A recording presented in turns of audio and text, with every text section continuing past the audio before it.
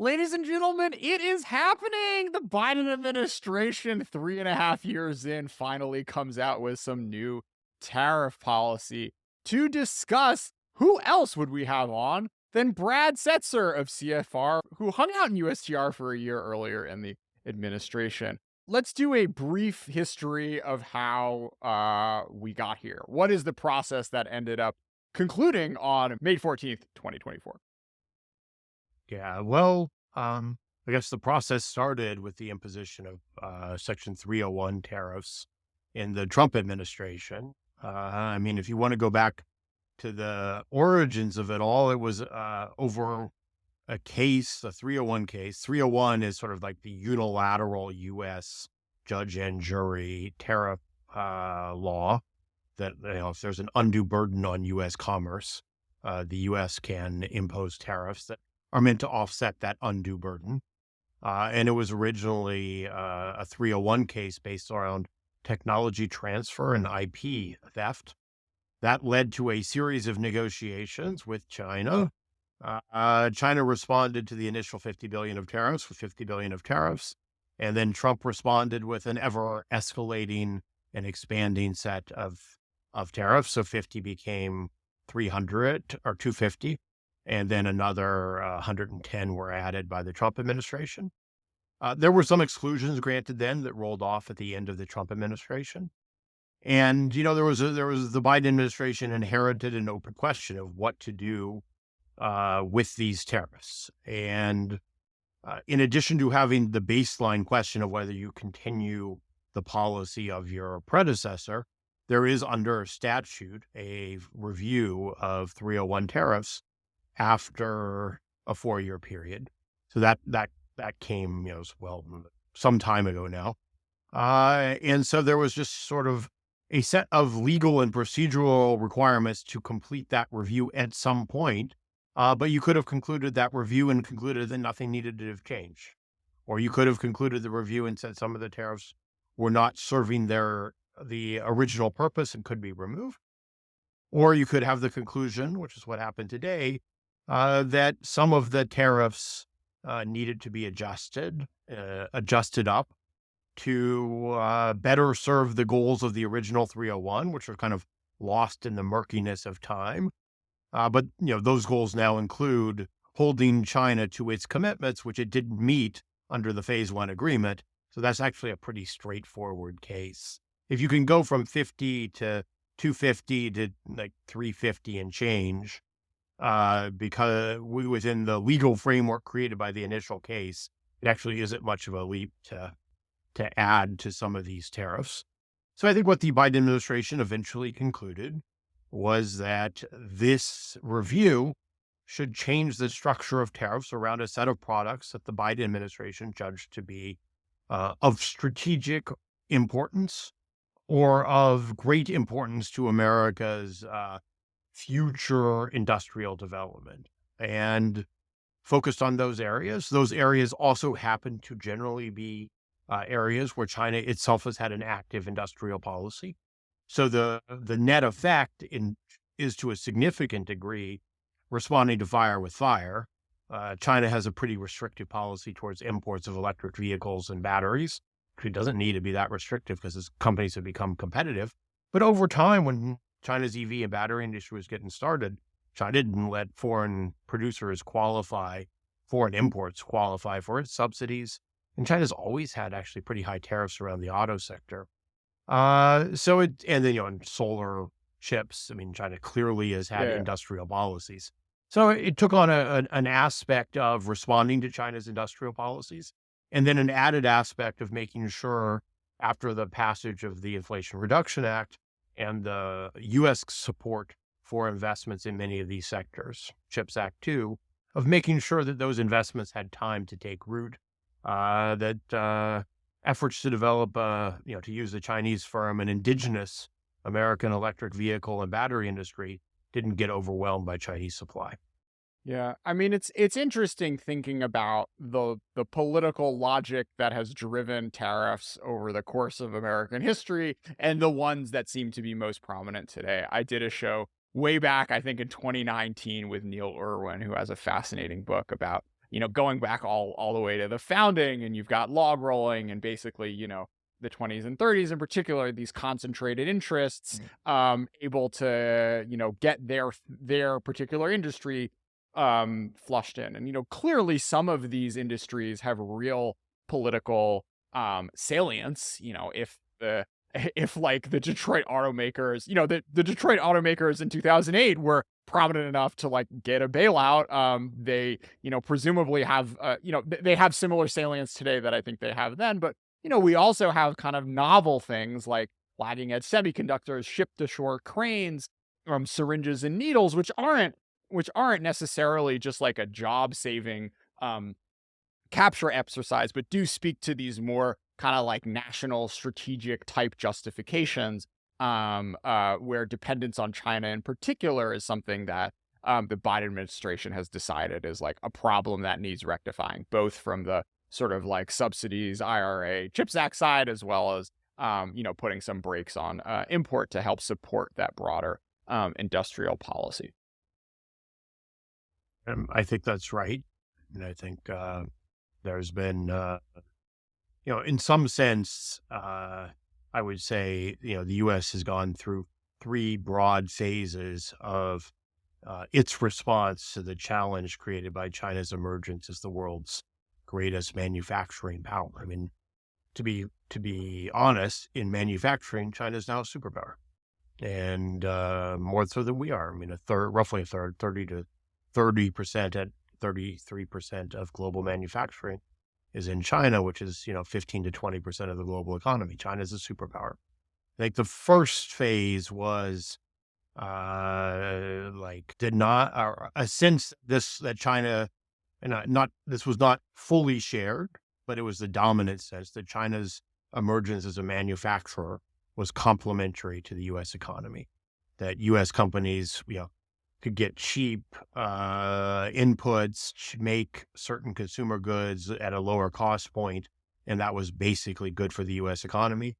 And that over time, a wealthier China was going to be a growing market. And if you go back and think about it, a growing market for things that we thought at the time, like solar cells, like aircraft, like semiconductors, like patent-protected pharmaceuticals.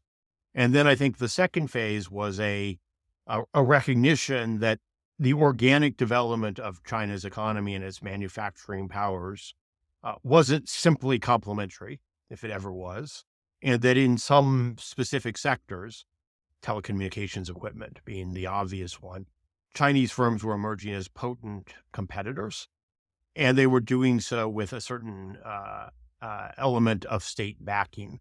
Huawei wasn't state-owned, but Huawei got plenty of support through contracts inside China from the state telcos, a lot of support when it's going out and exporting, a lot of subsidies for the development of its chip business.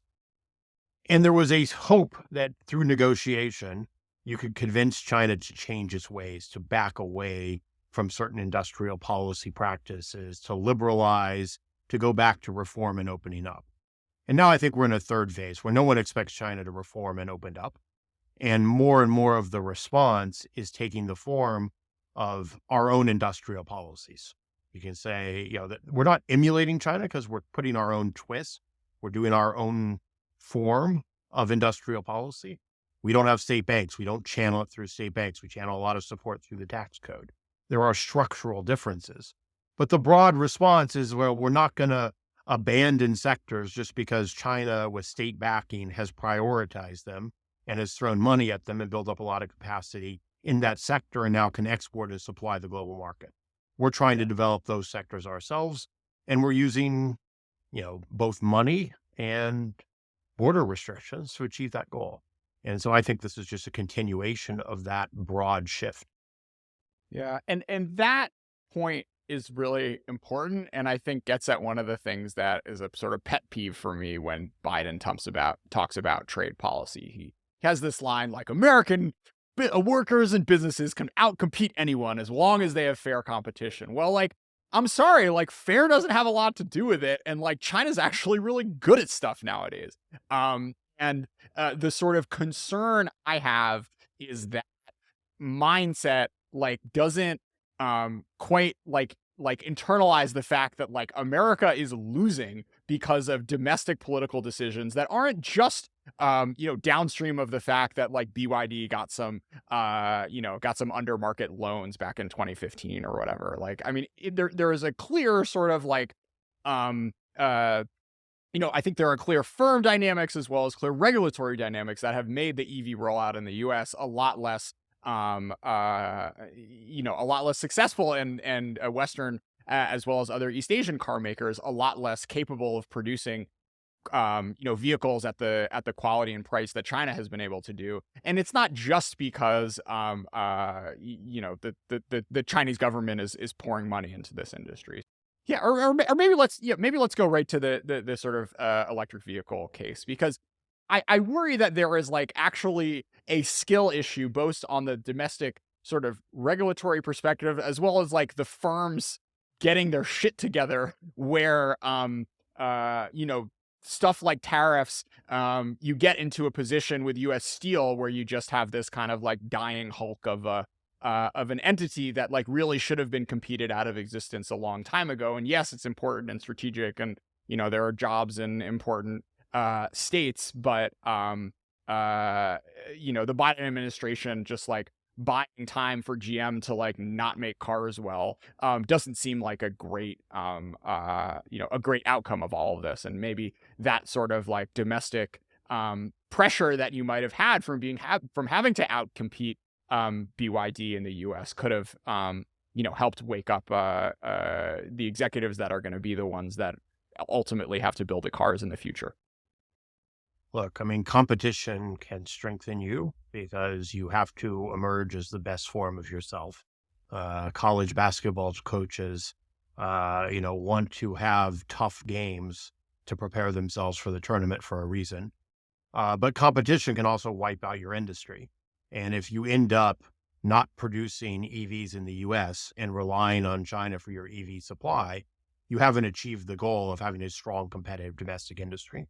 Totally. And I think there was, to a degree, a risk that Chinese supply would come to dominate the US market. Why? Not just because of BYD, because Tesla's economics say produce in China for the US market, because GM and GM's partners could produce EVs in China for sale to the US, same with Ford.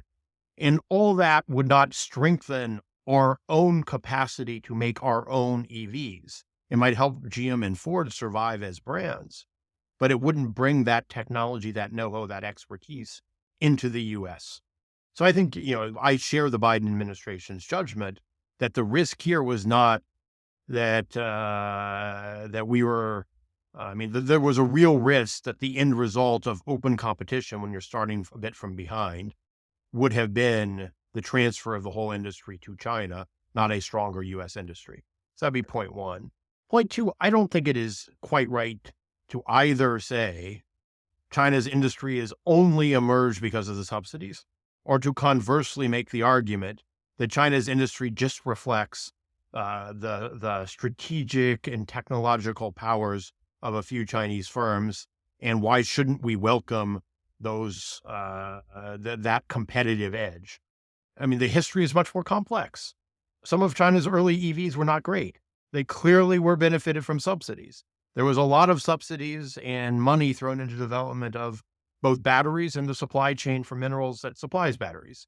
There was a very conscious decision to shift to EVs, in part because China wanted to shake up the industry because they weren't doing great, and Chinese brands in particular weren't doing great at conventional cars, ICE cars. And so there was a strategic plan that hoped to use the transition to EVs to create stronger domestic Chinese players, and sort of eventually spent a lot of money and succeeded. And there are cases where failed EV manufacturers in China are resurrected with investments from, Three Gorges, which is a power company, and the local province, which is hardly this story of great innovation leading to winning the market. All that said, EVs drew on a set of skills that are more analogous to the set of skills needed to produce high quality electric machinery, electric appliances, the same underlying battery technology that powers a cell phone also, different scale, different scope, some changes, powers an EV. So it did draw on some of China's underlying manufacturing strengths, and it, somehow that came together and produced a colossus. But I don't think it is either fair to say, oh, there was no role of China's government in this. BYD is just a wonderful private firm, or to say this is all China's government, it's all unfair, there's no technological innovation in China. The reality is that it was both a government policy, and out of that government support, some very efficient firms emerged that are actually quite innovative. It's not either Totally. or. Totally. And for an hour and a half on that specific topic, I'll link in the show notes. I did a show last summer with John Helveston, who wrote a number of papers exploring the sort of interaction between the Chinese EV and the state sector in great detail.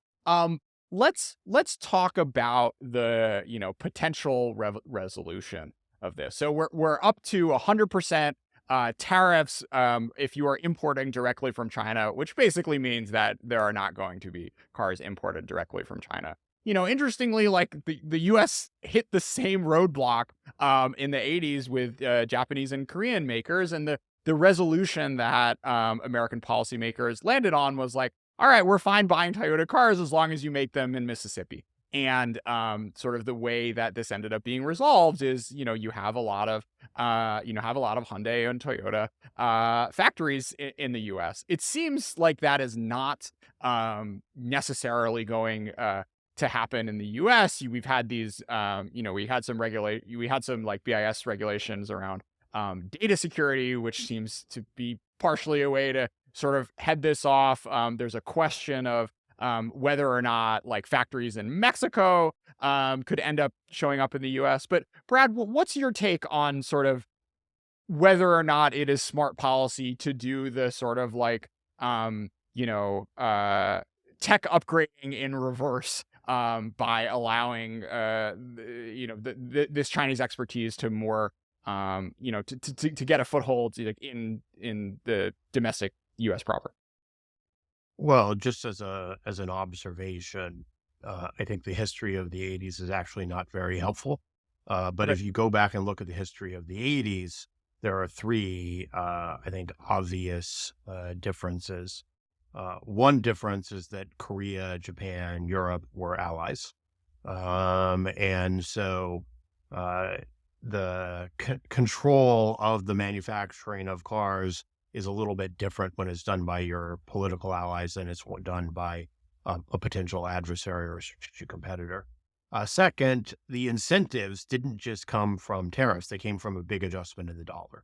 The Plaza changed the incentives so that Toyota and on the German side, BMW and Mercedes set up shop here. They actually had an economic incentive to invest and build out their U.S. supply chain.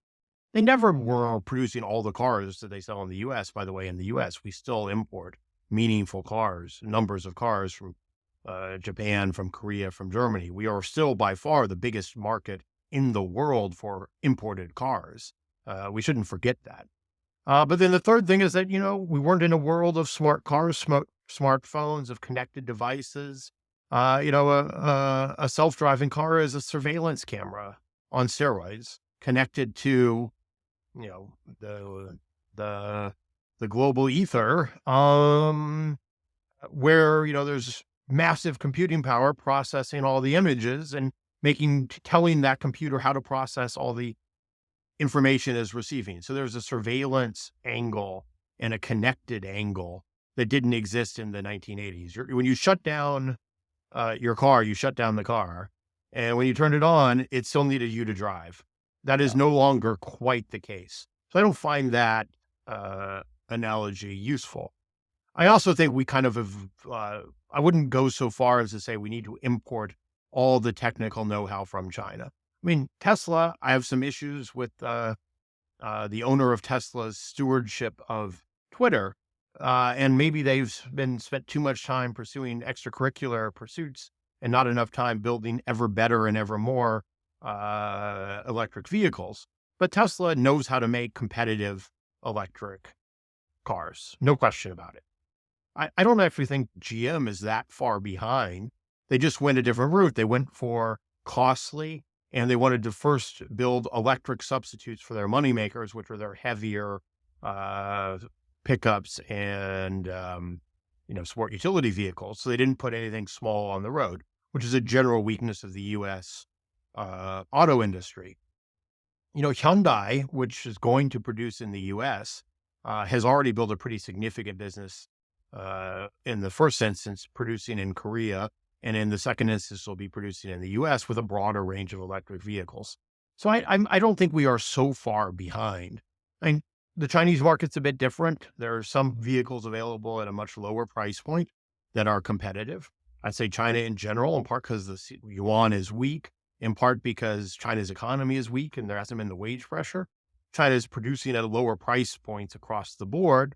And in some cases, Chinese manufacturers, because the domestic market has been very competitive, have just abandoned performance and went for kind of a luxury vehicle experience where you're kind of driven around in a home entertainment system if you're in the back seat.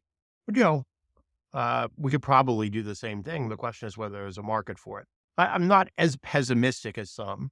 I do think we are going to import some of China's battery technology through licensing arrangements, and I think that's fine. I think there's a much harder set of questions around cars that have the potential to drive autonomously, that have all this software, that are connected, and you can get some pretty scary national security scenarios when all those cars are connected to computers run out of Beijing, ultimately.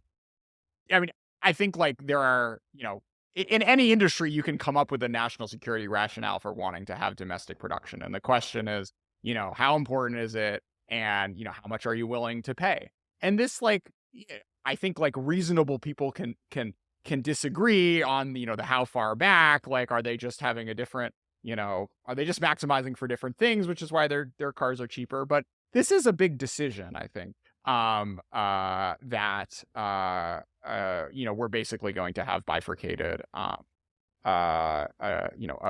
bifurcated like car industry for the next, this isn't getting reversed anytime soon. So, probably I next guess few I, decades. I agree it's a big decision, but just for the record, we've already had a bifurcated car industry.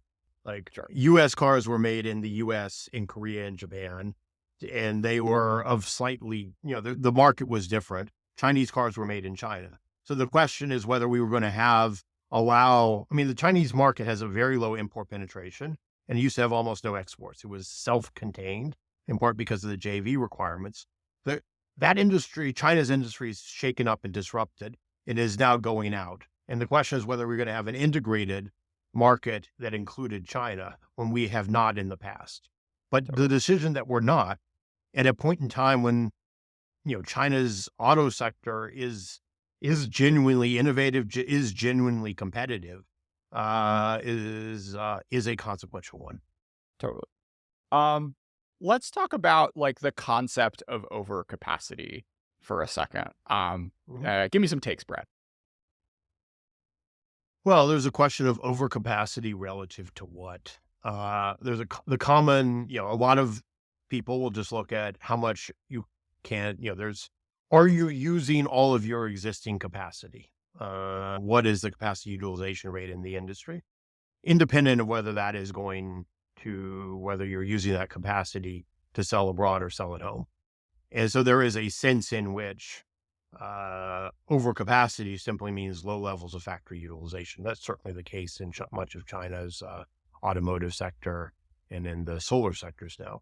There's another definition of overcapacity, which say the steel workers often use in the steel industry, where there's sort of an implicit assumption that you produce in your market for your own demand. And by the way, that's a pretty Chinese concept too.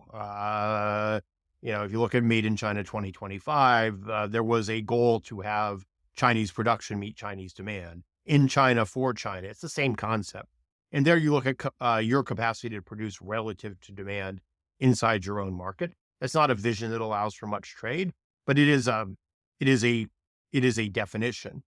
Then there's another definition, which is kind of what is your capacity to produce relative to global market, the size of the global market.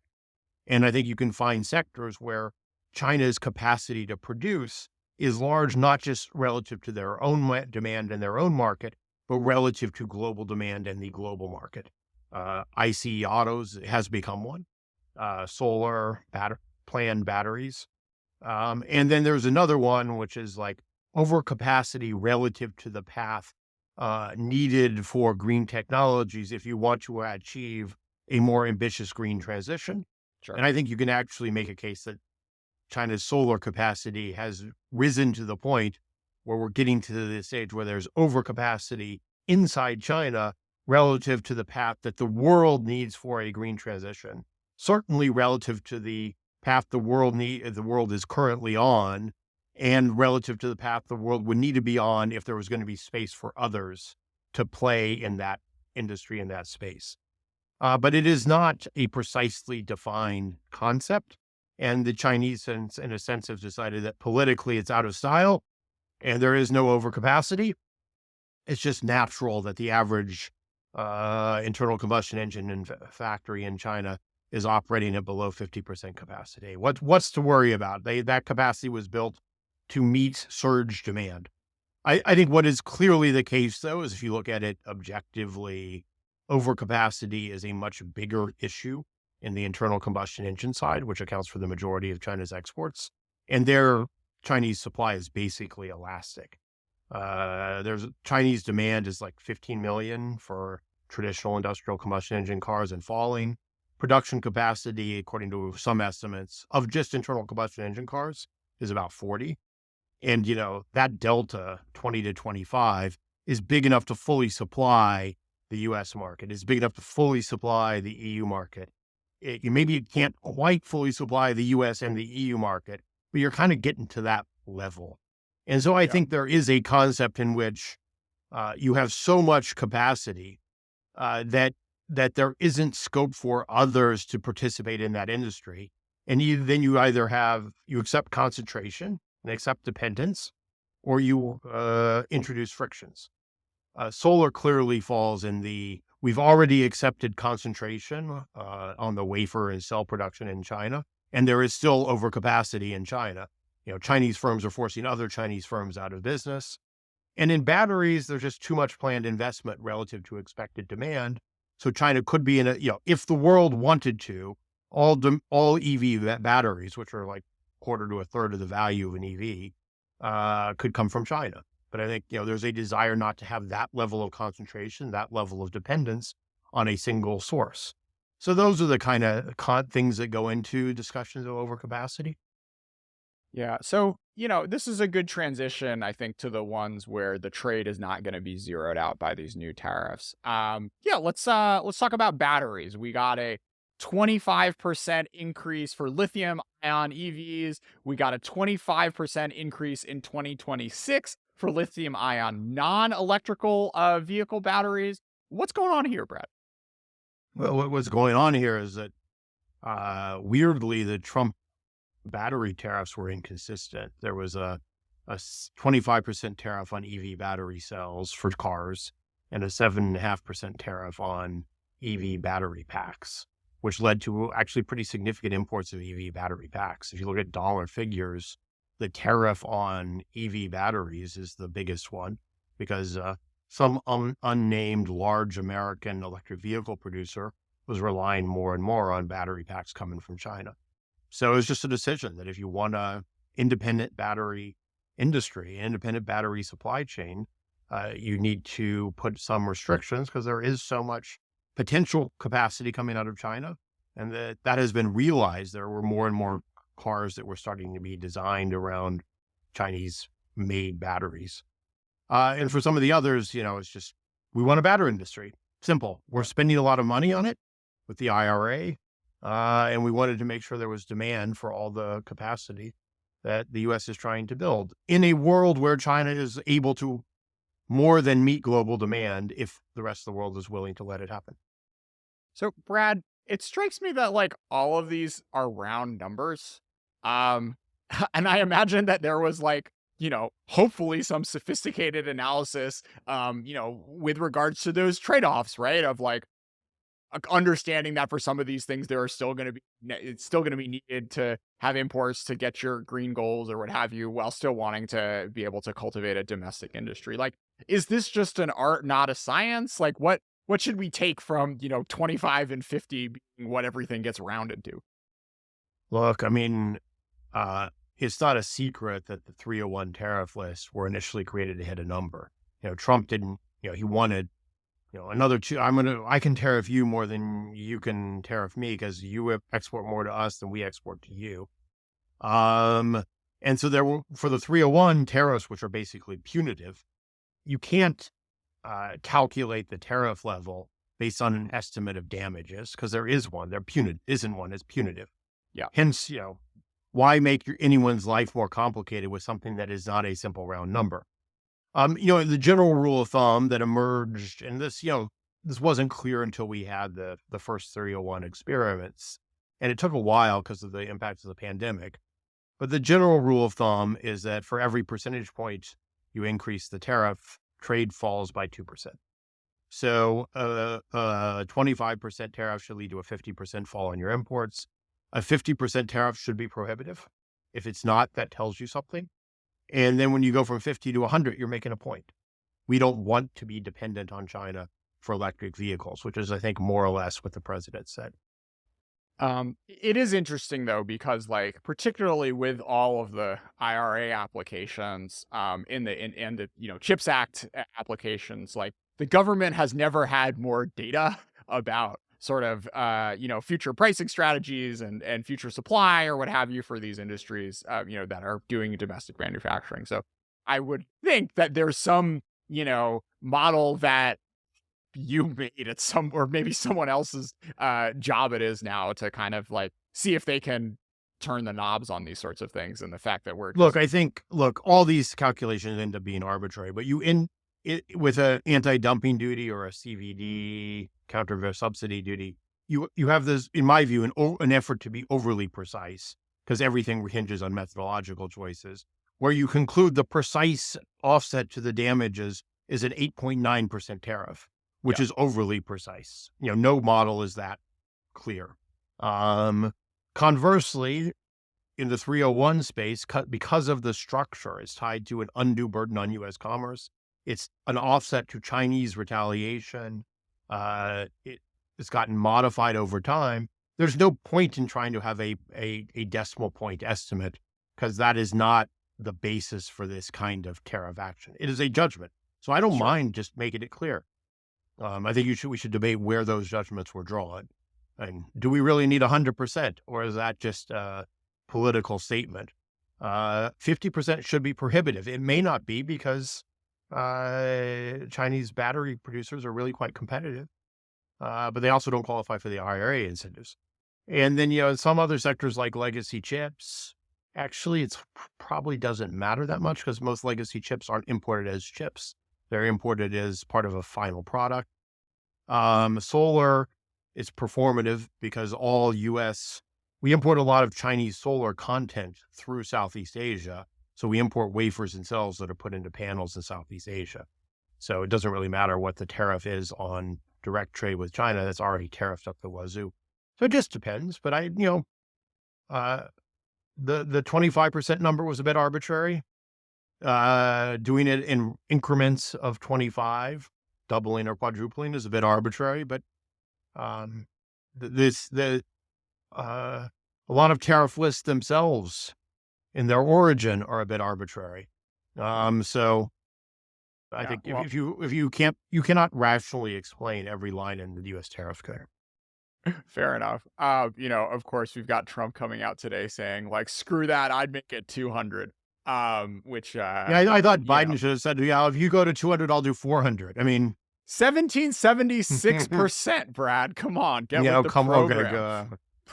yeah. You mentioned legacy chips. Let's talk about that a little bit. We've got a 15% increase in 2025. But as you mentioned, the legacy chips that are coming in from China are in, phones and TVs and refrigerators, not like made to be assembled in like the non-existent packaging industry in the US. So I don't know, take a step back, Brad. Like what is to be done about future overcapacity in this industry in particular, and how worried are you about it?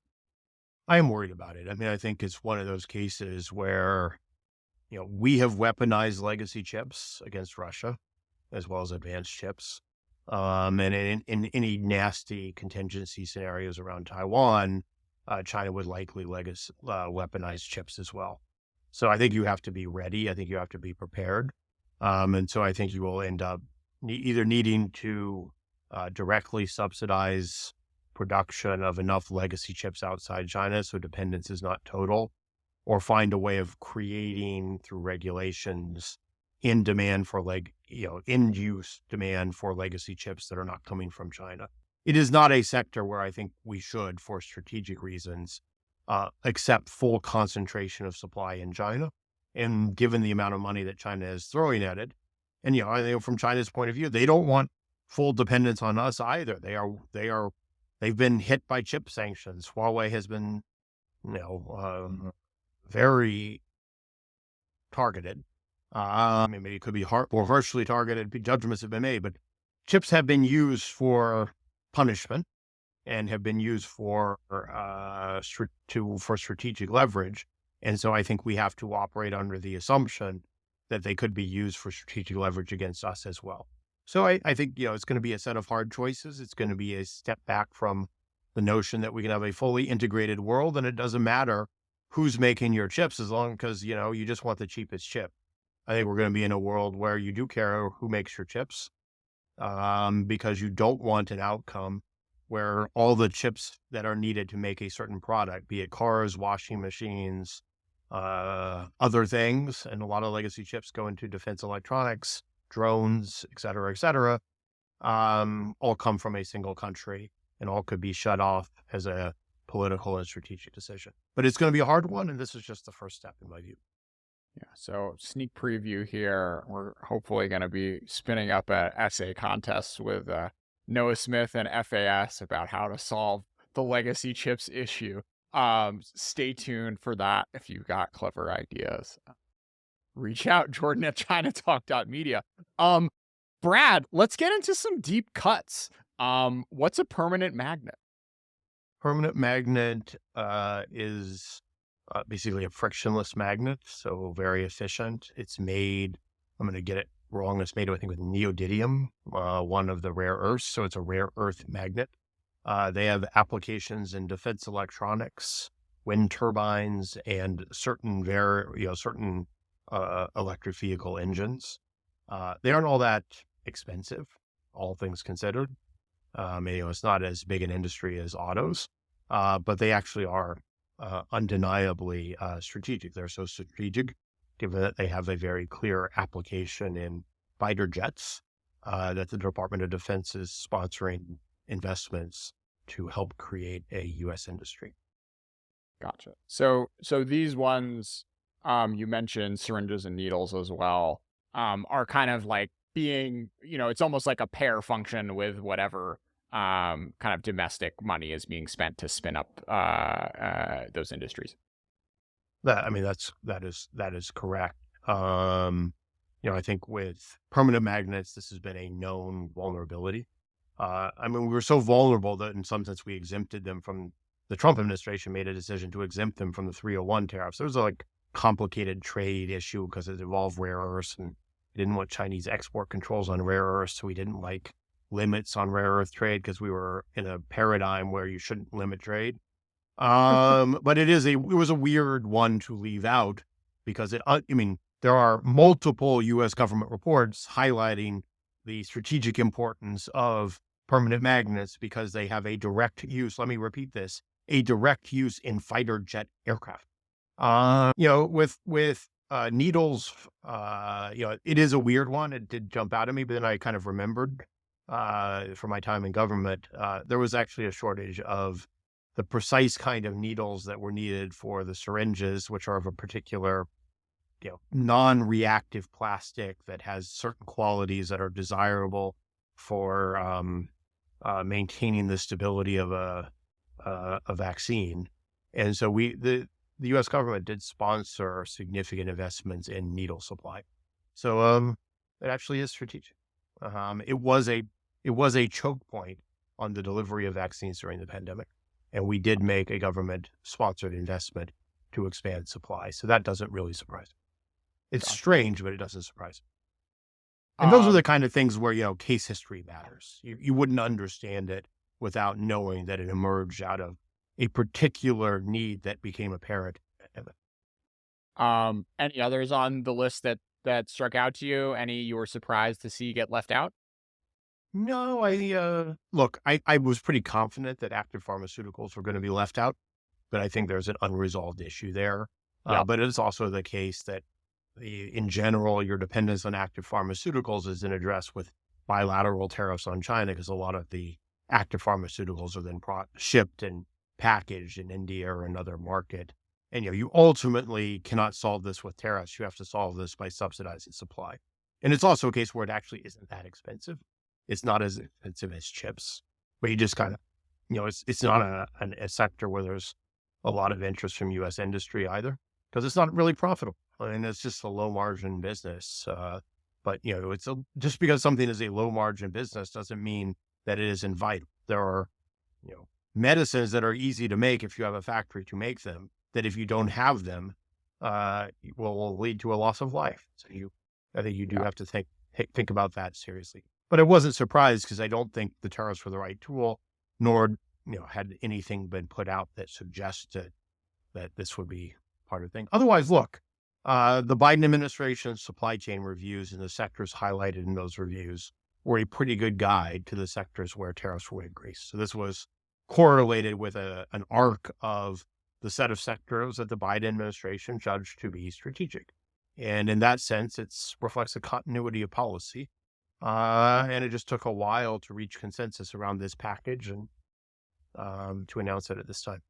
Yeah, let's talk about that last bit. I mean, this is May 2024, and had you asked me in May 2020, what would be the industries that might get tariffs, like I could have squinted and probably gotten you something pretty close to this. Especially if you would have given me the cop out of just saying 25, 50, and 100 for everything. Is it like kind of unreasonable that this ended up taking this long? How do you think about the timeline, particularly like we ended up getting to this 3 months before an election, of course. Look, I think it took the threat posed by the obvious export success of Chinese autos. The fact that China's global auto exports have gone from 1 million to 5 million, and if you just do passenger cars, it was like nothing to 4 million. So becoming the world's biggest exporter in a 3-year period. And the prospect that BYD was going to double its supply and was the Chinese auto companies and companies that were aiming to support them were ordering all these car carriers. And, there was clearly a wave of supply coming out of China that was building that I think galvanized the case to sort of sort out some of the administration's well-known internal differences and agree on this package. Why it takes so long? Because, I don't think I'm not going to reveal any great secret by saying that in 2021, this was an issue where Biden's cabinet and his advisors were somewhat divided. And so those are always sometimes become, the decision when you don't have consensus is sometimes not to take a decision. And then eventually, I think the administration coalesced around a particular policy path. I do want to come back to pharmaceuticals for a second, because this does seem to me to be the like very scary elephant in the closet when it comes to the US China trading relationship, where on the one hand, like, look, if China can do something to Apple or Tesla, it may have an impact on inflation. Rare earths is something that like will be sort of felt downstream, but all of a sudden stopping like insulin is just an enormously, is an enormous dramatic potential, that like latent potential which is out there, which seems to me to be a whole lot more scary than like this hypothetical of like Chinese EV spy buses or whatever. You know, thoughts on that in specific, and then the potential Chinese response function in general, given their current macroeconomic climate? Look, I think on active pharmaceuticals, the key thing to understand is that the Chinese don't make much money out of them, nor has anybody else. It's a low margin business. So people aren't jumping at the opportunity to provide alternative sources of supply. It also, if you look at trade and it's like kind of the key numbers, we're looking at like a 15 to 20 billion trading relationship. The capex needed in that sector is probably in the tens of billions max. But you have to find someone who's willing to do it without clear prospects for profitability. So, and I think there's just an issue of state capacity. The Department of Health and Human Services is not a latent industrial policy powerhouse. The Department of Energy does have aspects of being, we've always had an energy policy, and you could reinterpret energy policy as industrial policy. So there's just greater capacity there. I think we will solve it. It will take some time. It's not every medicine, it's a few medicines. But someone just has to, basically bite the bullet, be prepared to pay for facilities. And frankly, if we came up with a list and divvied it up between our G7 allies, and Europe took these meds, we took these meds, Japan took a few meds, you just want the capacity amongst trusted partners so that there is enough supply to meet life, to save lives in really bad states of the world. Do you have anything to say on Trump trade policy? Trump will definitely have a trade policy. Whether it's going to be huff and puff and negotiate, or whether it's going to be tear down the WTO, withdraw PNTR from China and do across the board 60%, which by the way is it's a strange outcome because all the studies show that 60% basically is prohibitive for bilateral trade. So there'll be no trade between the US and China at that tariff level, which means we will not have any tariff revenue. So the net gain to the US economy, or not the net gain, the reality was that at a 25% tariff, the biggest effect of the tariff was a transfer from US households to the US government. It wasn't leaving the US economy.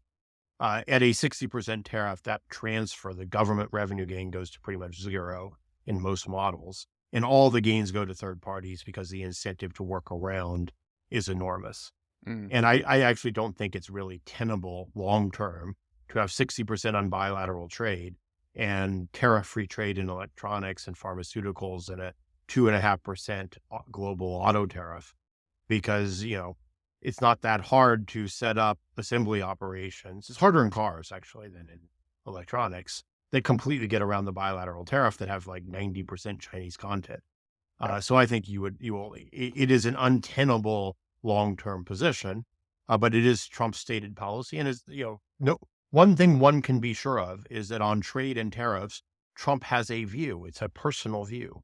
And his trade policy is his trade policy. It's not a consensus administration trade policy. And the other thing one can be sure of is that he likes to negotiate and he likes putting crazy ideas out there that become the basis for negotiation. So it would, you can be sure that no policy will emerge out of a 3-year internal deliberative process in a Trump era. Fair enough. Brad, let's close on power and financial interdependence, a fun little paper that you recently put out.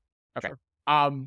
So yeah, let's do a little history of US China financial interdependence. Start us in the 2000s with the classic Larry Summer balance of financial terror line, which came, in 2004, believe it or not. Yeah, 2004. Look, I think if you want to go back to the beginning of time, you would say in the 1990s, there was no financial interdependence between the U.S. and China.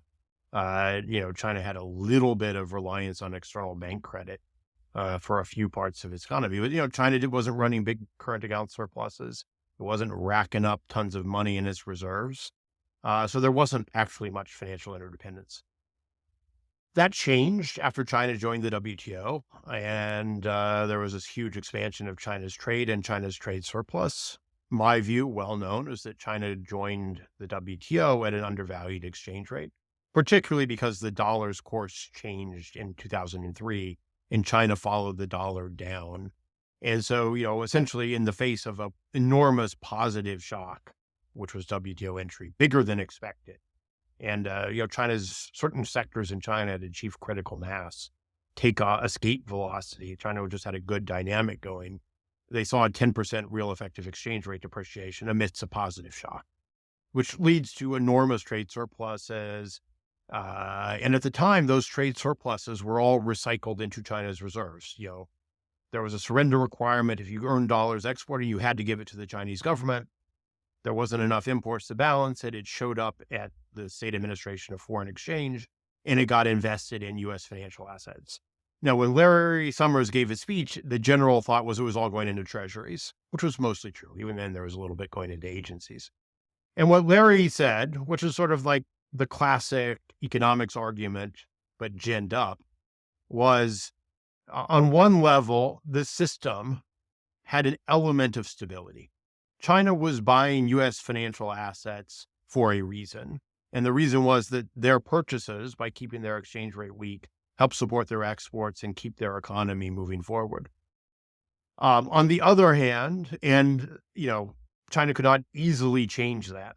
On the other hand, as Larry pointed out, it was an uncomfortable position for there to be a view, which may or may not have been true, that U.S. financial market stability hinged not on the decisions made in the U.S., but by the decisions made in Beijing about whether to keep accumulating financial assets.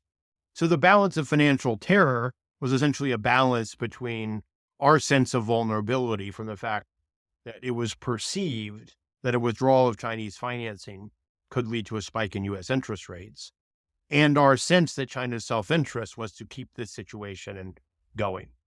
Now, what I argue in the paper was that Larry was right, but early. We said it in 2004, China only had like 700 billion of reserves at the time. Its current account surplus was big at 5% of GDP, but it was still on its way up.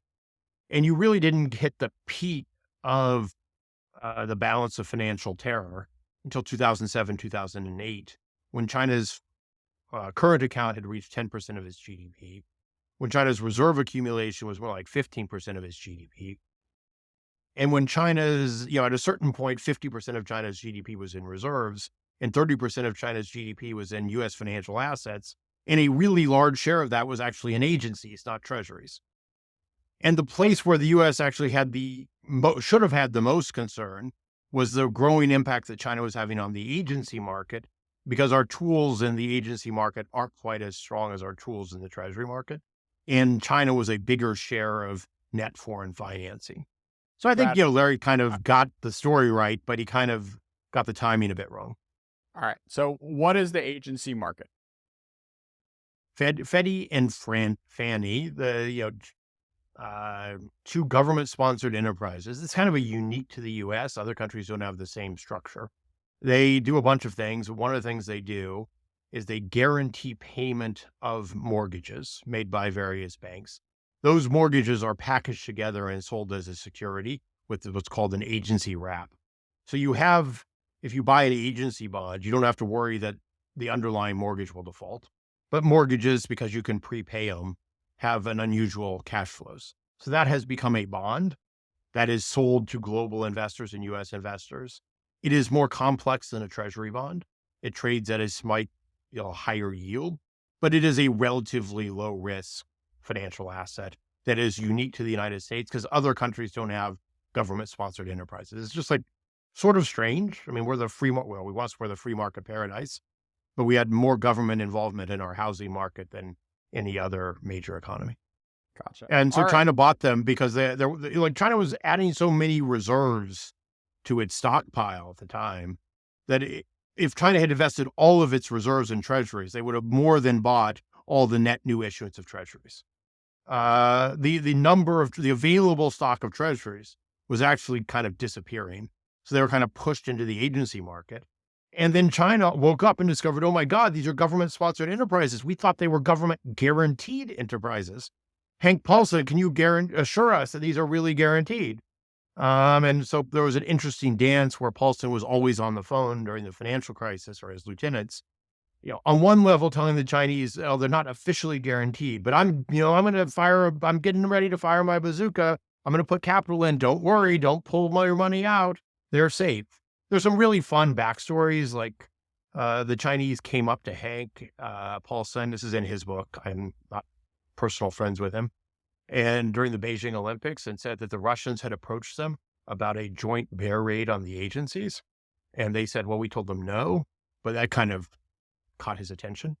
And there's some other stories where Governor Joe, where someone gave word to Dave McCormick, who's now, fairly prominent in U.S. politics, but then the Undersecretary of Treasury, that Chinese banks were withdrawing money from the money markets from bank funding. Paulson called Governor Joe. Governor Joe said, well, I'll look into it. He got back to him a day later and said, well, yes, it was happening, but it wasn't coordinated. It wasn't a planned decision. And I've given the state banks instructions to stop. And Paulson felt a bit, I don't know, had mixed feelings. On one level, he felt relief. On another level, he thought, hey, I'm a believer in market reforms, not state institutions that take direction from the central bank governor. So, but it was an interesting story. The weird in conclusion is that people were probably overly worried. When we did QE, we bought agencies, the U.S. government, but like the Fed, independent. And the Fed, not China, ended up stabilizing the agency market. And the Fed, not China, has stabilized the Treasury market when the Treasury market's been under immense stress. It wasn't under so much stress in 07 and 08. All the money leaving agencies and leaving bank funding was going into Treasury, so you didn't have to bail out the Treasury market. But in the spring, the COVID shock of 2020, there was enormous stress on the Treasury market, and the Fed stepped in. So I think we've learned over time that the Fed's balance sheet is more powerful than the PBOC's balance sheet. But during the global financial crisis, Paulson was very concerned that the balance of financial terror might break down. So I think those are kind of some interesting stories. There's another sort of episode in financial interdependence. Go ahead. Yeah, we'll get there in a sec. No, I love that bit where you argue that, like, this was kind of overdetermined, and, like, Dave McCormick, now two-time Senate candidate in Pennsylvania, shouldn't really be able to pat himself on the back saying he saved the global economy, because, like, look, at the end of the day, there were far more people who owned agencies in the U.S. than there were in China. And this was something which, if, QE was ever going to happen, was going to be something that would end up being resolved regardless of whether or not, you had this like Russia-China cabal to dump their stuff before things ended up getting too hot. True. That's just, it is, but what seems obvious now was not obvious in 2007 and 2008. And it probably was necessary for the Treasury to put money into the agencies for the Fed to buy the agencies, because they didn't want to buy agency bonds if the government backstop was not credible. So the sequence was necessary, but we did learn something about the power of the Fed's balance sheet in bad states of the world. Sure. All right. Continue the narrative, please. Well, like the interesting part, and I think this is in part draws heavily on the work of my colleague Zoe Liu in her book Sovereign Funds. Mm-hmm. Also, some of my efforts to figure out where China was putting its money. But after the global financial crisis, after this agency scare, and China had China had over 10% of its GDP in the agency market in the summer of 2008, well over. That's a lot of money. It had 30% of its GDP in U.S. fixed income securities. That's a lot of money. China concluded that it wanted to try to diversify. One element of diversification was moving into the euro, moving into the yen, which China started to do in 2005, and it continued. But reserves were going so fast that even though they were diversifying in the sense of changing their share in dollars, their absolute holdings of dollars had gone up. And then on top of that, when they pulled money out of the agency market, they were putting it in treasuries.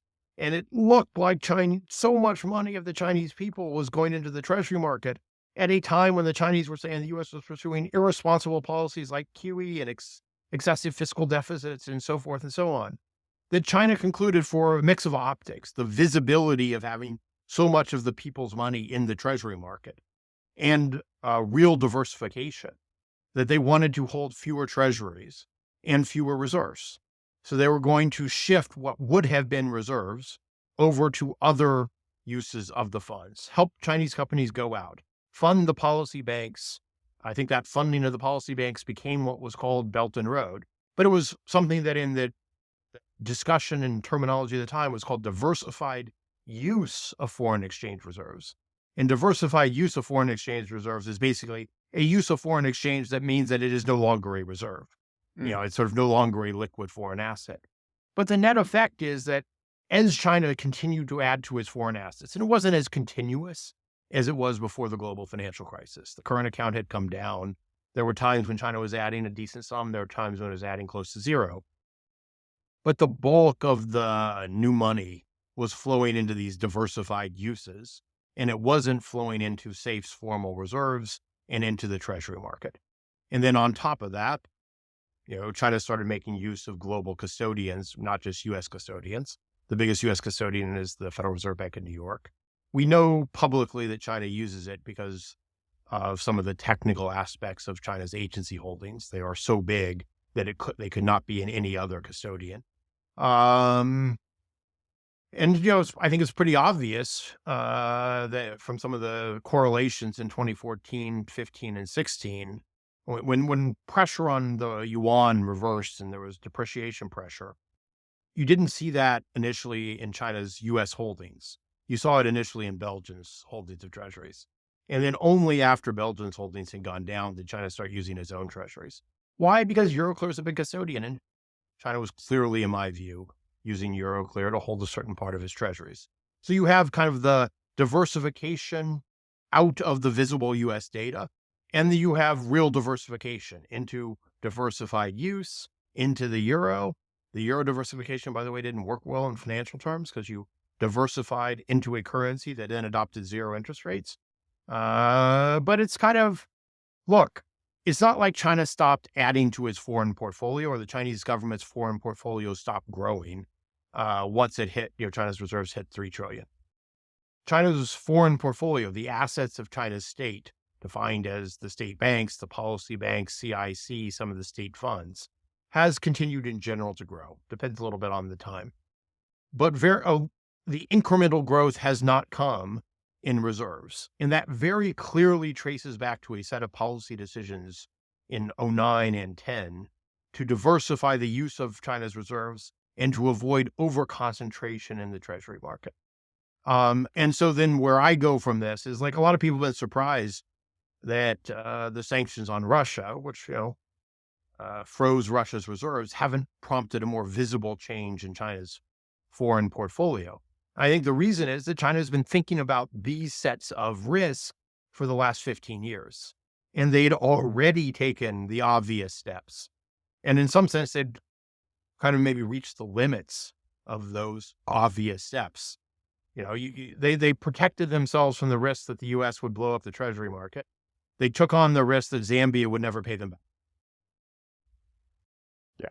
And, they're, especially nowadays when you're already hitting the limits of, the Zambias of the world not wanting to pay you back, it's hard to find other, you've already created the AIIB, you already have a $300 billion portfolio in CIC, you already have, the Chinese Exim Bank lending out a cool $500 billion that, like, particularly, there's just only so much capital that can be, like, soaked up in the sort of Belt and Road stuff. And then you're kind of, like, left shrugging your shoulders, I guess. All right, to circle back, it's kind of like the global auto market. At the end of the day, there are 3 big regional auto markets: North America, Europe, and China. I mean, Korea and Japan are big, but they're kind of self-contained. So at some level, yes, China's excess capacity in combustion engines and its projected excess capacity in EVs can go anywhere. But if it doesn't go to the US or Europe, there's a limit to how much it can be, just because, the US and Europe are still a big part of the non-Chinese global economy. So let's close with this. Even though we've reached some sort of equilibrium, it seems, with the BRI plus, Treasury holdings, you're right to say it is important to note that in a crisis, countries don't need access to external finance so much as they need access to real goods and services. Expand.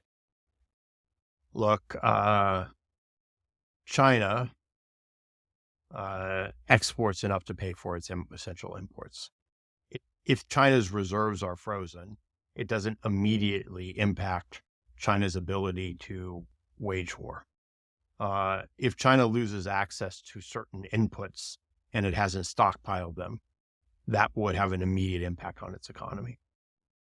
We need some external financing here, but in a really bad state of the world, the Fed will provide the necessary I'm assuming based on World War II and other cases, the Fed will assure stability of the Treasury market. The U.S. government will be able to function. But if we don't have access to critical medicines, if we don't have chips for cars, either we have to re-engineer the cars so they don't need the chips, or we stop making cars and our economy immediately feels a lot of pain. And that's the sense. When you think about the negative contingencies around the straits, cross straits, Taiwan, you end up in a scary place, not because of the financial implications, not because the balance of financial terror breaks down, but because the real flow of goods that keeps an interconnected global economy working and makes sure that we have access to the supplies needed to sustain, in some cases, to sustain life, and in other cases, to have an ordinary function economy where auto factories run and where Amazon can deliver anything you want in 7 days, that breaks down. And so that's in some sense, the bigger, after spending 30 or 40 pages telling all these fun stories about China's challenges managing its ever-growing foreign portfolio and the sense of fear that instilled in the U.S., I end up concluding that maybe we overstated those concerns and understated some of the real vulnerabilities from the old-fashioned physical flow of goods. I'm probably overly influenced by some of the developments around Ukraine. What does Ukraine ultimately need? What has been a binding limit? Well, one is missiles, supply of interceptor missiles, and the other is super old-fashioned World War I level shell production and all the inputs that go into shells. That was not what people expected would be decisive, but that is what has emerged as decisive. And, coming back to the,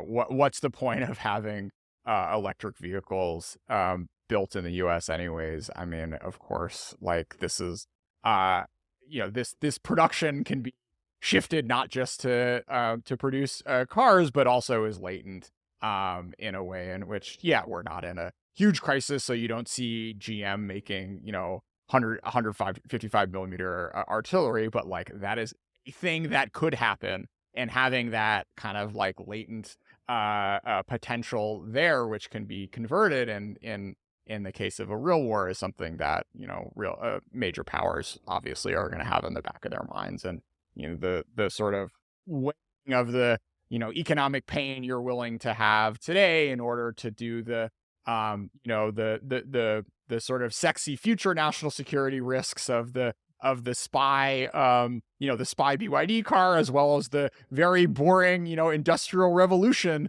type national security risks of just like having enough machine tools and what have you on your in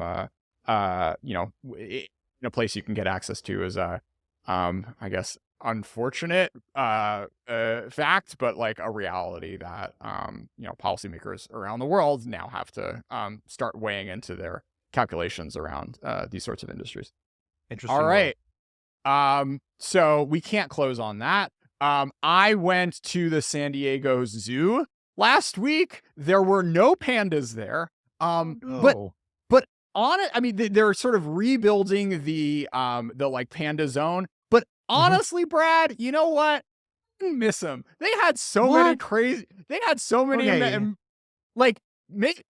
Come on. They got rhinos. They got giraffes. Okapi. These like horse zebra jungle things from like the middle of the Congo. I felt like very generously taken care of with what the San Diego Zoo had to offer. So if Xi Jinping looks at these EV tariffs and said, "All right, you guys aren't getting the pandas," it would suck, but like, I think I'd be okay.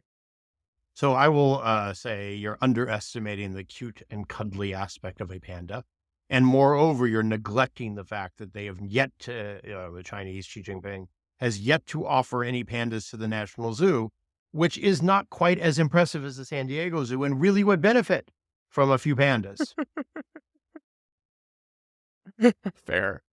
My Why love couldn't of Bi- the panda Why? I mean, remains. Biden. He really should have just waited a few weeks until the pandas were secured before laying these out. I mean, they delayed 3 years. They could have waited another month or two. Come on. I don't think she offered pandas to the National Zoo. I think he's saving that one for Biden term 2 or Trump. Old fashioned diplomacy. No, we'll see. Brad Setzer, thanks so much for being a part of ChinaTalk. Thanks for the invitation.